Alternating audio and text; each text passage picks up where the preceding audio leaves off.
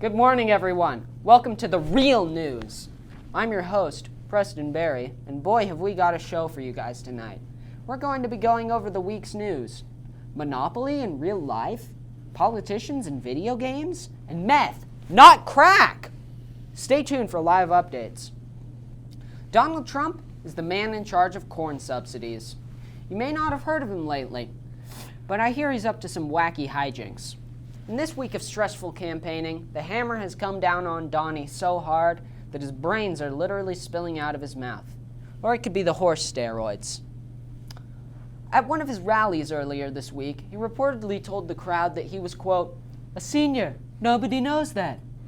Which is the first I'd heard of it, and it explains why he's only had to pay $750 in taxes. You know, senior's discount. He's also said that he would leave the country if he lost the election. But where's he going to go exactly? The CSA?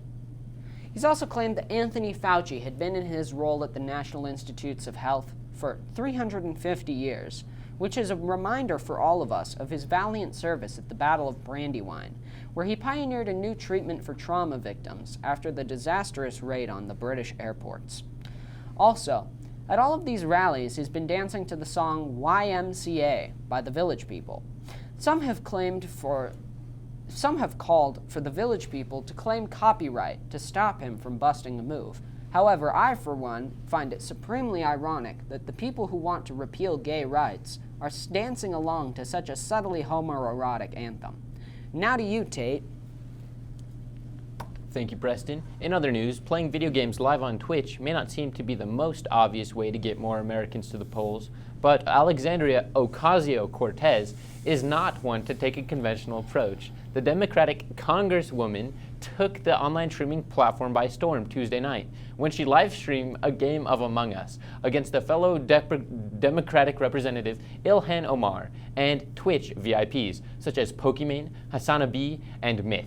This fits into our previous notion of politics, seeing as they acted sus during their entire campaign.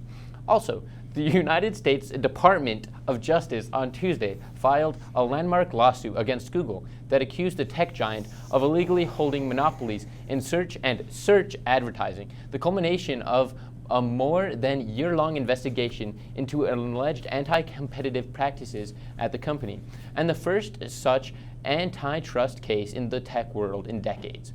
Google CEO appeared for a press conference to address the ruling. Wearing a top hat and a monocle as he twirled his handlebar mustache, he announced that he and the team at Google had decided to move its headquarters to Park Place. He was reported to have said that he felt reading railroaded by the government intervention. And back to you, Preston. Thanks, Tate. In the Senate, the race to confirm Judge Amy Coney Barrett for the Supreme Court is in full swing, with the Senate voting on her confirmation on Monday. Her confirmation hearings had been tense, with her refusal to answer even basic legal questions. Several points about her past were unearthed, including that she was once part of a Christian group where she was referred to as a handmaid, drawing parallels to the popular Margaret Atwood novel, The Handmaid's Tale. Now, we are pleased as punch to tell you that we've heard from a very exclusive source that Amy Coney Barrett once participated in a strange religious rite where she allegedly drank the blood and ate the flesh of a Jewish political prisoner. When will the wacky rituals in the upper echelons of the United States government stop? Joe Biden has been catching flack lately from various online right-wing pundits. Earlier in the week, he posted a fun GIF to Twitter depicting him flipping a Blizzard milkshake from Dairy Queen upside down, in keeping with the marketing surrounding the thickness of the frozen treat. Apparently, one of the qualifications for being a right-wing Twitter pundit is total Dairy Queen virginity. They were quick to pounce on the innocent GIF, raising it as an example of the former vice president's decaying mental state, not realizing what a blizzard was, or the marketing surrounding it. This is probably the biggest Biden scandal this week, compared to the incredible nothing blizzard of the supposed Hunter Biden laptop scandal.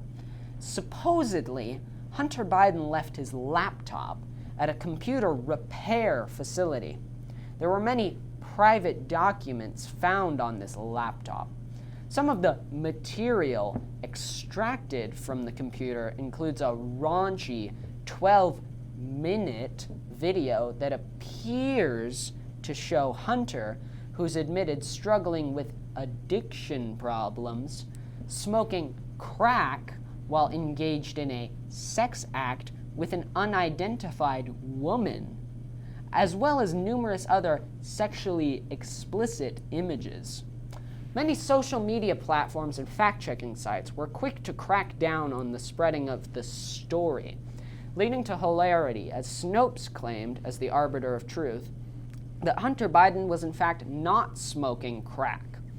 In a dedicated fact-check page, they made the claim that Hunter Biden was actually smoking meth, calming the hearts of millions of Democrats who had been quaking in their boots at the prospect of their candidate's son smoking crack, and breathed a meth-induced sigh of relief.